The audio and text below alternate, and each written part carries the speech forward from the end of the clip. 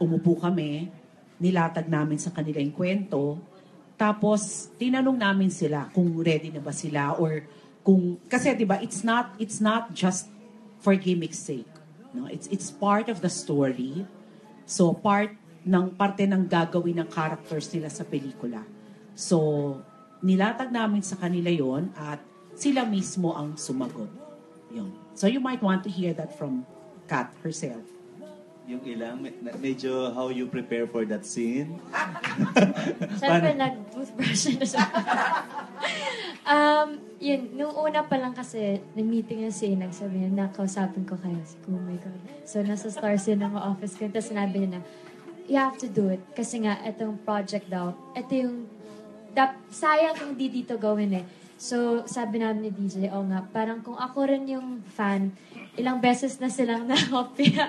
Parang sabi ko, perfecto na. No, themselves being millennials, kung ano yung inputs nila at kung ano ang take nila sa characters ni na Ellie at saka ni Mia. Ayun. Yes, question po. Syempre from God. Thank you po, Inang. Maraming salamat po. Kuya Alan. Ay po, Inang. Congratulations po. Vice ko nang napanood po. First nung di ba? Sa Nescafe, tapos ito. So, opo, grabe. Nagkagulo po, di ba? Gusto ko lang po itanong, I don't know, pero hindi naman po para yung story, di ba? Parang how you do it po. Yung last part na kung saan you encourage both of them. Nagkagulo yung lahat ng tao. And finally daw po, how you do it po? Medyo nahirapan po ba kayo? Kasi first time nilang gagawin on big screen yung eksena na yun. Or parang may ilang part po ba dun sa dalawa? Pwedeng pakikwento po kung ano yung sitwasyon. Ako from the beginning of the project, lahat po ba yun ay talagang binasa script o may dagdag po na sila mismo bilang mga artista?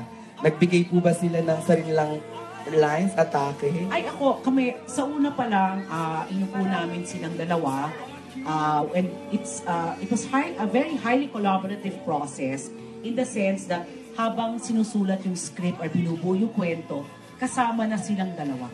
Si Katrina at si Daniel para magbigay ng kanya-kanyang inputs, no? Inputs sa characters nila, sa buong kwento, sa journey ng kanilang character. So, napakalaking bahagi nila sa pagbibigay buhay kina Ellie at saka kay Mia. First and foremost, I am not a millennial. So, and these characters are millennials. Yung writer namin, si Carmen, syempre millennial siya. Wow! Ako sa early stage, mga 80s. Oo. So ako kinakailangan ko talagang malaman from them. Effect ng very little, yung ilang eksena po. Kasama po ba talaga yun Inang sa ginawang treatment para po mabala? Feeling ko po yung cutie-cutie, yung parang map, yung mga ganun, parang pa-cutie-cutie ng bongga dun sa mga part na ganun po. Kasi diba yung mga characters naman kasi bata pa talaga. So they're only in their early 20s. So kailangan talaga merong mga ganun pang mga klaseng eksena ang gagawin nila. Parang hindi binigla talaga ng todo-todo. Hindi naman talaga siya super drama. But really, the message of the movie is so much deeper than what other people may think. You know? Tapos Inang yung mga binigay na lines, kasi punong-puno yung kwento ng linyahan Talagang as in, pasabog talaga na kagabi, right after the premiere, magkakausap kami nila Miss Angelica Ponita. Lahat sila ganyan sabi, grabe, ang sarap panoorin, lahat may linyahan, ganyan. Sabi, agoy, hindi ko nga siya nakita. Okay, DJ natin. Okay, sige, while we are waiting for Danielle Padilla, guys, mamaya, sabi nga natin, as promised, tayo po ay magkakaroon ulit ng photo op with Miss Carmen Inang and Catherine. Pero syempre, para naman na tayo po ay ganahan ng pagtatanong natin, pwede po nating simulan ang ating pagtatanong.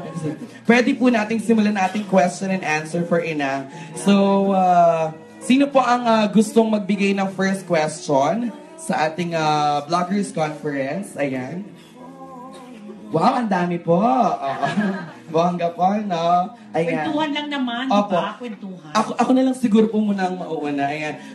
Ina, kasi po nung press ko, hindi ko namin po kayo nakasama dahil po kayo po ay not feeling well. Ngayon po, kasama na namin kayo. Ina, parang napansin ko po, medyo slight parang binigyan po ng konting pabata. Si DJ ha, wait lang po tayo guys. O, ulitin po natin yan. Grabe. Oo, yes. Ulitin na lang po natin. Grabe, ano ba yan? Ina, congrats po. Miss Carm, congrats po. Iyak po ako ng iyak kagabi. Alam mo yung pinitigil mo talaga kasi nag-strong-strongan ka na parang, hindi, sandali, nakakayak siya pero wait lang talaga. Pero hindi talaga kaya, ina. Parang first MOS ko yung sa labas. Yung ano masabi mo sa movie, first MOS ko na humahagulgul ako, ina. Kasi nga, sabi ko, bakit ganun? Nalulokat. Hindi ko ma-share ng bonggang-bongga kasi syempre. Ay nako, mamaya ikwento ko nga kay Miss Carmen Kelly na may mga naglabas ng, kunyari, nanood daw ng premiere, nanganak daw si Ellie, si Mia.